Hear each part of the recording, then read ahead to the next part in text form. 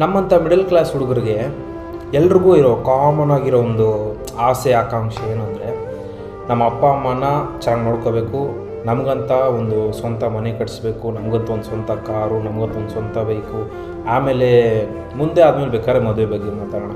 ಸರಿ, ಇದೆಲ್ಲ ಬರೀ ಕನ್ಸು ಕಾಣ್ಕೊಂಡಿದ್ರೆ ಎಲ್ಲ ನೆನೆಸಾಗ್ಬಿಡುತ್ತಾ? ಸರಿ, ಇವಾಗ ನನಗೆಲ್ಲ ಆಸೆ ಇದೆಯಪ್ಪ, ನೆಕ್ಸ್ಟ್ ಏನು ಮಾಡಬೇಕು?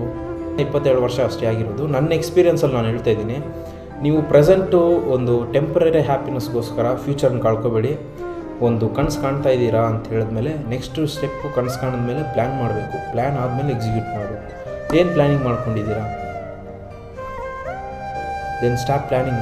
2025 ಬಂತು, ಇನ್ನೇನು ಹೊಸ ವರ್ಷ ಬಂತು. ಸುಮ್ಮನೆ ಎಲ್ಲರಿಗೂ ಹ್ಯಾಪಿ ನ್ಯೂ ಇಯರ್ ಹಂಗೆ ಹಿಂಗೆ ಅಂತ ಹೇಳೋದ್ರ ಅದನ್ನು ಬಿಟ್ಬಿಟ್ಟು ನಮ್ಮ ಡೆವಲಪ್ಮೆಂಟ್ನ ನಾವು ನೋಡೋಣ. So wish you happy new year. ಚೆನ್ನಾಗಿ ಪ್ಲ್ಯಾನ್ ಮಾಡ್ಕೊಳ್ಳಿ, ಎಲ್ಲರೂ ಫ್ಯೂಚರಲ್ಲಿ ಬೆಳೆಯೋಣ. Thank you so much.